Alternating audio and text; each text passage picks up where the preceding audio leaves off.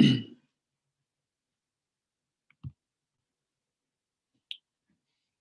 everyone. Welcome to the Intro to Tech Equity webinar. We're going to wait a couple of minutes just to let the room fill in, and we'll get started shortly. So just hang tight, wait a couple minutes, and we'll get started.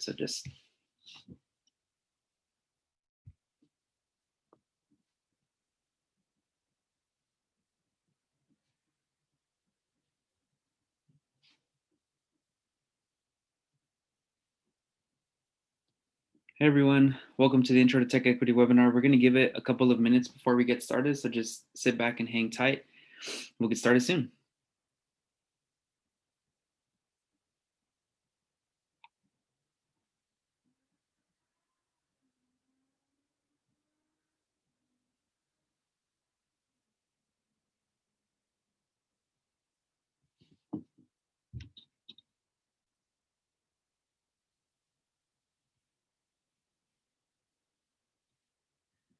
Welcome to those of you just entering. We're going to get started in a couple of minutes, so just hang tight. We're just waiting for the room to fill in a little before we get started.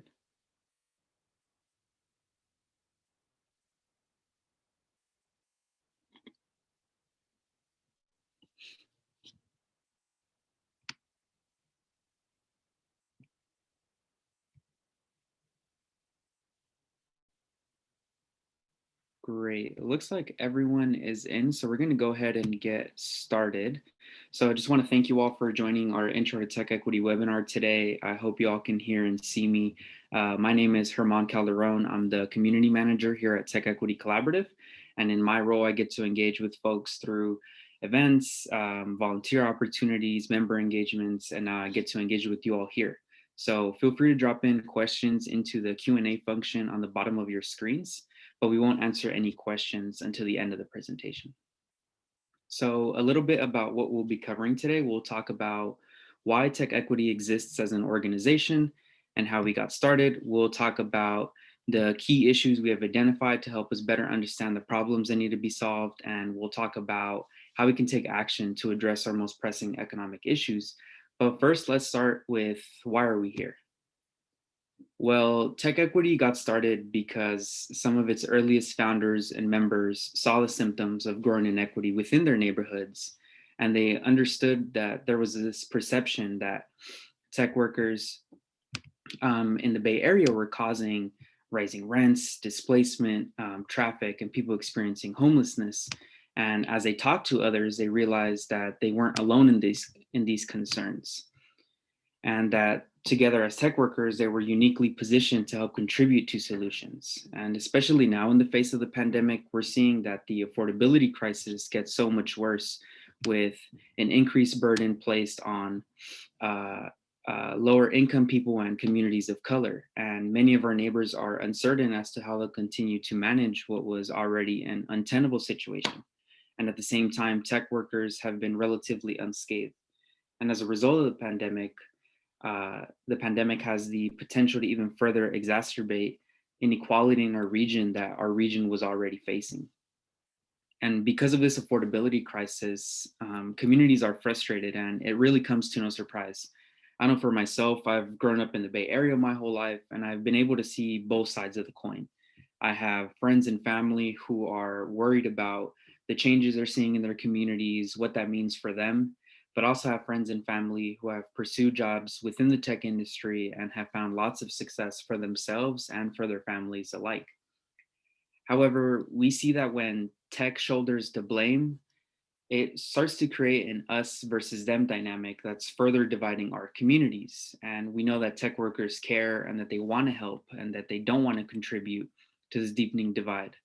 And as we're all unsure as to how long we'll be managing this new normal caused by the pandemic, it's important to note, like I said, that many in the tech sector have remained relatively unscathed. And more than most other sectors, tech has been able to make the transition to working from home with little to no disruption. And now more than ever, tech workers and tech companies have an opportunity to support more equitable solutions in our communities. We have an opportunity to use our unique positions of privilege to support our neighbors, but it can be hard to know how to best engage in times of such uncertainty. So this is the state of our affordability crisis in the Bay Area. And I think the fact that rents are rising isn't really a surprise to anyone on this call because we already know, we feel this, we've heard this from friends, family, and on the news. And while some Californians are very successful in the tech driven economy here, the average salaries for tenants have actually decreased slightly throughout the years. And we're showing stats for California because that's where we're based and it's where tech is headquartered. But a version of this story is playing out all across the country. And it's really a sharp contrast with the narrative of tech success. And without tech at the table to work together to address our shared crisis, it's understandable that community members are frustrated, like we just talked about. Before the pandemic hit, unemployment was hovering just around 4%, and people were already struggling to make ends meet. And when the virus hit, unemployment claims spiked to 16%, which is a more dramatic spike than our last recession. So, in the span of 1 month, we lost a decade's worth of recovery. And as instability and uncertainty continues, we'll see more of our neighbors being pushed into homelessness or worse. At Tech Equity Collaborative, we're as optimistic as ever about the tech industry's potential to drive broad based growth that's accessible to everyone, but it's clear that it won't happen on its own. We have to invest in the people and the institutions that are serving our communities. We have to show up, and we have to do so in partnership with those in the community that are feeling the most pain if we're to dismantle this notion that tech is the enemy. At Tech Equity, we believe that a more engaged tech sector is a more ethical tech sector, that connecting tech workers and companies to the issues where they live in will result in more ethical decisions at work and more engagements in our community. And we know we can do this, and the first step is to show up. And you all have done a great first step by signing on to this presentation today and getting to learn more about our affordability crisis. So our goal really is to change the conditions in which the tech sector is growing. We believe that effective structural change will eliminate a culture and policies that have institutionalized inequity, leading to stronger, more resilient communities. We help tech workers approach these big problems and engage in system change in three major ways. So, our programs educate you about the most critical civic issues where you live. And we do this through book clubs, panel discussions, webinars, voter guides, things like that. And we advocate for public policy that rebalances power and builds economic equity. A perfect example of that is the Tenant Protection Act of 2019, which we worked on a coalition with community members, community organizations, state legislators, and we were able to pass that into law, and it now extends protections to over 8 million California renters, preventing unjust evictions and price gouging of rents. And we're doing that once again this year with the rental registry in 2021. And finally, there's corporate practice, which is aiming to turn companies into agents of equity in the broader community through our corporate partnerships and engagements with companies. So, tech workers, like we talked about, have outsized political power that is largely untapped when it comes to public policy advocacy. And so, connecting tech workers to outside perspectives builds more empathy and ethical practice in our workplaces and products that people are developing and in our surrounding communities. At Tech Equity, our two issue areas are housing and workforce and labor. So while housing costs are a core part of this, the issues really are intertwined and intersect in a variety of ways because where you live affects your access to opportunity, and what job you have affects where you're able to afford to live.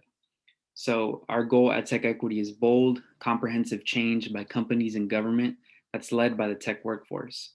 And these issues have only gotten more urgent in the face of the pandemic, and we're all well positioned to adapt our agenda to these new realities. So while the pandemic has exposed the cracks of our economy, these underlying issues have always existed in our economy for decades. So let's learn a little bit more about the history of inequity within our neighborhoods. The affordability crisis is decades in the making, and the policy choices we've made over the course of decades have set us up for this level of pain our community is feeling now during the pandemic. So, in the 1930s, the federal government instituted a policy that's still felt today, especially by communities of color in the Bay Area, and that policy is redlining. So, redlining was a process in which the Homeowners Loan Corporation, a federal agency, gave neighborhoods ratings to guide investment. And this policy is named for the red or hazardous neighborhoods that were deemed riskiest. So on maps, those neighborhoods were literally redlined, as we can see with the image of San Francisco on the screen. And those communities were deemed risky investments or redlined, didn't receive any investment. So these neighborhoods were predominantly home to communities of color, and that really is by no accident. The hazardous rating was in large part based on racial demographics. So, in other words, redlining was a discriminatory and a racist policy. It made it hard for residents to get loans for home ownership or for maintenance of their homes for something like building a new roof. And consequently, redlining led to cycles of disinvestment, including development and production within these neighborhoods. There's a terrible history of underinvestment, underbuilding, and exclusion in our country. And often those communities that have been historically underinvested in and have been redlined are the very same communities that are at risk of gentrification today. The crisis we're living in is decades in the making, way before tech, and it's not unique to the Bay Area. There are many cases and examples of redlining all throughout California and all throughout the country. So on the screen, you're seeing two maps of redline neighborhoods in Austin, Texas, which is now turning into a major tech hub, and Atlanta, which is also turning into a major tech hub. So these are two examples of redline neighborhoods. So it's once again those red colored areas on the map that are historically have been redlined. So by preventing entire neighborhoods from being able to access this capital, these neighborhoods were unable to build the schools that they needed, small businesses, and communities that fostered economic success and opportunity. And it caused many of the people who lived in red line neighborhoods for generations to fall in and stay in liquid asset poverty. Now, you may be asking yourselves, what is liquid asset poverty? Well, someone is considered to be in liquid asset poverty if they don't have enough savings to cover their basic expenses for 3 months after experiencing an income shock. And an income shock can be anything like a huge rent increase, sudden loss of a job, your car gets totaled. These are just emergency examples. And it impacts almost 1 out of 2 Californians. So 46% of Californians are currently in liquid asset poverty, and people of color and lower income people are affected at much higher rates. So 67% of Latino households are in liquid asset poverty, and 63% of African American households are in liquid asset poverty. And there really isn't a single reason as to why all this is happening. Many years of policy decisions have led to these outcomes, which are especially burdensome for communities of color. And these policy decisions have often predated tech's arrival, but tech workers can now take a role in supporting better policies moving forward. The twin forces of a housing shortage, particularly with affordable housing, and wages that don't cover the cost of living, have created a regional crisis that has hindered opportunity, growth, and prosperity for families and businesses alike. And as you can imagine, these statistics will likely be impacted by the outcomes of the pandemic. Many people in our communities were already struggling. So, with unemployment on a steep rise and city and state budgets that are being depleted by emergency response efforts, many of our neighbors are facing increased instability and likely will for years to come if we don't implement the necessary solutions now. And as we can see here, what this graph is showing is that the hourly pay for workers has not increased much the last couple of decades, even though productivity has dramatically increased. So, according to the Economic Policy Institute, the share of workers covered by a collective bargaining agreement dropped from 27% to 11.6% between 1979 and 2019. So, what does that mean? That means that the union coverage rate is low and is now less than half where it was 40 years ago. And so the cost of living here were already high. So let's take a look at what a worker earning minimum wage fares in the current rental market. So this is what it takes to afford an average 2-bedroom apartment in San Francisco. If you're making $133,000 a year, you can afford the average 2-bedroom working a regular 8-hour day, 8-hour shift. However, if you're making minimum wage in San Francisco, you need to work 40 hours a day to afford that 2-bedroom. Once again, that's 40 hours a day if you're making minimum wage. And there's only 24 hours in a day. So we're setting up an impossible situation for low wage workers to be able to afford living in the cities where they work in. And the problem persists across the country. So even though costs in burgeoning tech cities like Austin, Denver, and Atlanta aren't as high, the cost of living is still unreasonable for anyone earning minimum wage. So we have examples here of Austin, Denver, Atlanta compared to San Francisco. And in San Francisco, it's not just people outside the tech sector that are struggling to afford the city. There's a common misconception that all tech workers are paid these lavish salaries. However, not every salaried employee is making a six-figure salary. Some salaried tech employees, like those in customer success or marketing, are paid salaries that are considered to still be low income in the Bay Area. And even further away from this image of a wealthy tech worker are the thousands of contractors and contingent workers like security guards, custodians, cooks, who are working long hours to maintain tech companies but are receiving minimum benefits and are not paid as much. So you have to have a good salary to be able to afford that apartment. But why is the apartment so expensive to begin with? Well, rents are going up due in part to lack of supply. And this chart is showing us what we should be building. So the state sets goals for how much housing local communities should build to keep up with demand and population growth. And these are called RHNA goals, RHNA, and that stands for Regional Housing Needs Allocation. And as you can see, we're doing a pretty good job at meeting our RHNA goal for the above moderate income housing bracket. So that's that bracket all the way on the right, that huge bracket. And that's affordable to people making that good salary like we just talked about. But we're not building anywhere close enough housing for lower and moderate income people. So those are the brackets all the way on the left side of your screen. And as housing costs have skyrocketed with production of affordable housing not being matched, working class residents and communities of color have been driven out of our urban core and pushed into the outer edges of our region, further away from job centers and supportive services. And some residents have been displaced from the region altogether. So remember, when someone tells you that we just need to build more housing, it's important that you ask them, build more housing for whom? Again, we're not building enough housing at lower levels of affordability. And because we're not building enough housing that's affordable for lower and middle income people, they're leaving our communities while high income folks are coming in and staying in. So for every high income person coming into the Bay Area, a low income person is being pushed out at about a 1-to-1 ratio. So displacement really is driven by policy choices. And we may see this ratio of displacement continue to rise as the pandemic continues to progress. So the folks that are the most rent burdened are in low wage jobs, and low wage jobs are getting hit the hardest by our current crisis.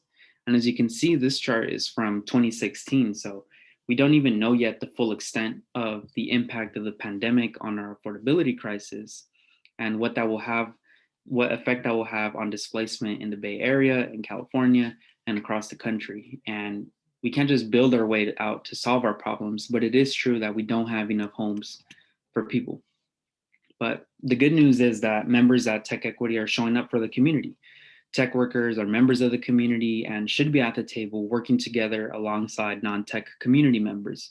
And together we can advocate for solutions to our most pressing shared problems. And we have to work together to address these underlying issues that are driving inequity within our tech economy. So as you can see, the affordability crisis we're living out today is the result of years and years of bad policy choices. But the good news is that we can make a different set of choices moving forward. So at TechEquity, we envision a world where a growing tech-driven economy creates opportunity for everyone, and where tech sector employees and companies are engaged and active participants in making our communities better places to live. So we've identified structural changes that need to happen in order to achieve this vision, but we won't be able to achieve this without the necessary policy changes. So here's what we've identified in the housing world. We need to take an above all approach to tackling our housing affordability crisis, and that starts with production, preservation, protection, and racial equity. So production, we need to make sure that we're building more housing, specifically at lower levels of affordability like we just talked about.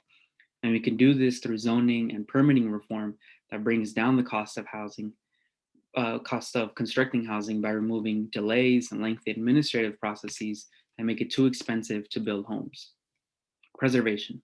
We need to make sure that we're providing more resources to subsidize and maintain and improve existing affordable housing. Protection. We need to protect existing tenants from displacement. So it's going to take a long time to build the housing that we need, but in the meantime, we need to protect existing tenants from displacement.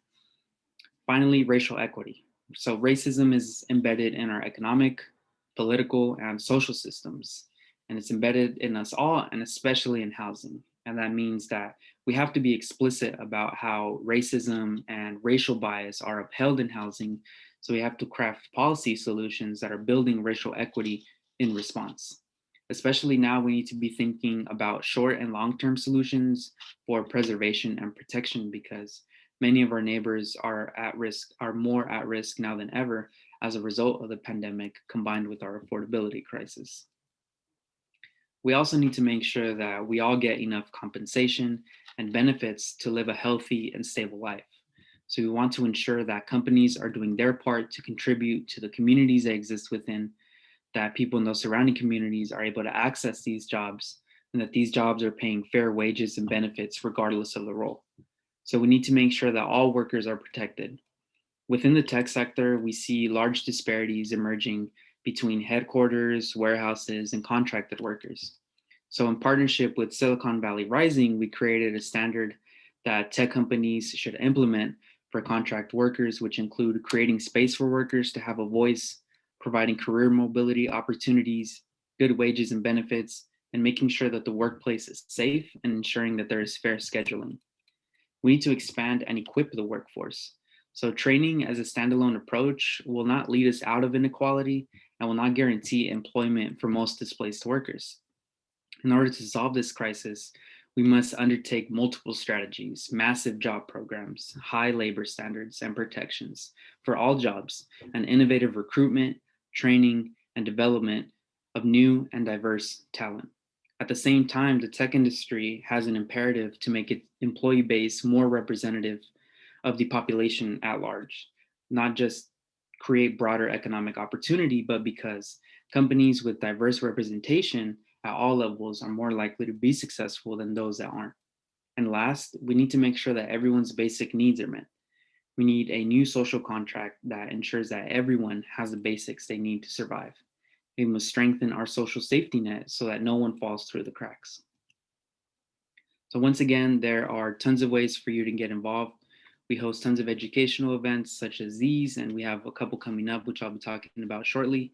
If you're interested in public policy, you can check out our priority legislation page that we're organizing our membership around, which I'll talk about next. And for corporate practice, we offer a wide range of services to companies and provide ways for them to get more involved in these issues, from employee engagement to public policy advising. So we'll be sending out a follow-up email after this with links to everything. So you can reply to that follow-up email and we'll connect you with our corporate partnerships manager if that's of interest. So this is how we work. We try to make it as accessible and as easy as possible to plug in, but also at the same time building community in the process of doing the work. So this year we were excited to continue our work in the housing and labor spaces through creating ethical work practices in tech, tackling algorithmic bias in housing that further drives inequality and upholds systemic racism in the housing market, and crucial housing policies that are protecting and bringing relief to our most vulnerable communities. So, what can you do today? Well, you can do three things right after you get off this call. You can tell a friend about our work. You can support us financially by becoming a member for $10 a month or $100 a year, or you can take action with us by supporting some of our priority legislation, which I'll be talking about next. So the first action you could take is to become a community endorser of a statewide rental registry by signing on to our petition. So California currently doesn't have a statewide rental registry, so no one really knows the scale of the rental housing crisis in California. And we're not currently tracking crucial data like the number of evictions, illegal rent hikes, and violation of tenants' rights. So AB 1188 would collect data, vital data in those jurisdictions across the state, allowing transparency for tenants, accountability for landlords, and help bring forth better policies that are backed by concrete data. So you can sign our support petition for that. And you can also take action on various other pieces of legislation that relate to our core issues of housing and the workforce and labor, which are listed on the slide. We'll also send links out to all of these. So we've decided to focus our advocacy on these bills because they will do the most to ensure an affordable home, family sustaining job, and a true safety net is available to all Californians. So if you'd like more information on these bills, like I said, I'll be including links to each of these so you can have more information and sign on as community endorsers as well. We have also for upcoming events, we have one event coming up which you can register for.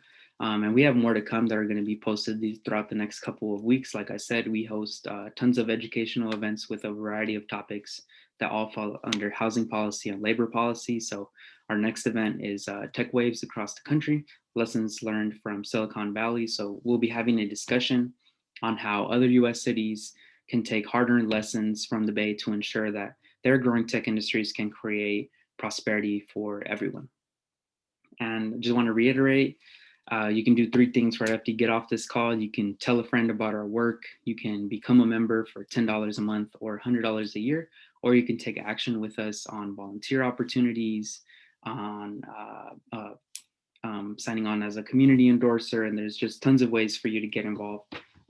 So if you're unsure, you can just follow up on the reply email, and then I'll get back to you with available opportunities. So I'm sure that was quite a bit of information. So now's the time for questions. So if you have any questions, please drop those into the Q&A. As I mentioned, we'll be sending out a follow-up email with all the information. So I'll just take a moment in case there are any questions. Just wait a little.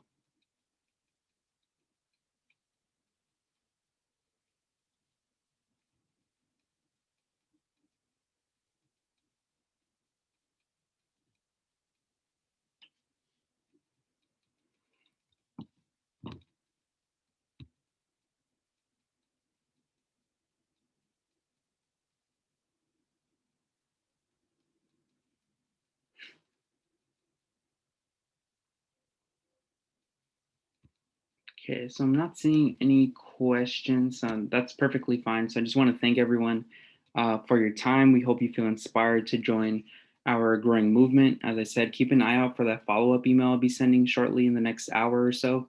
And if you have any questions that pop up, reply to that email. I'll be happy to answer them or connect you with somebody who can answer them. I hope to see you at a future event, signing on as a member or any of that. And just thank you. Have a good rest of your day. Have a good rest of your weekend. And just thank you for joining the conversation today.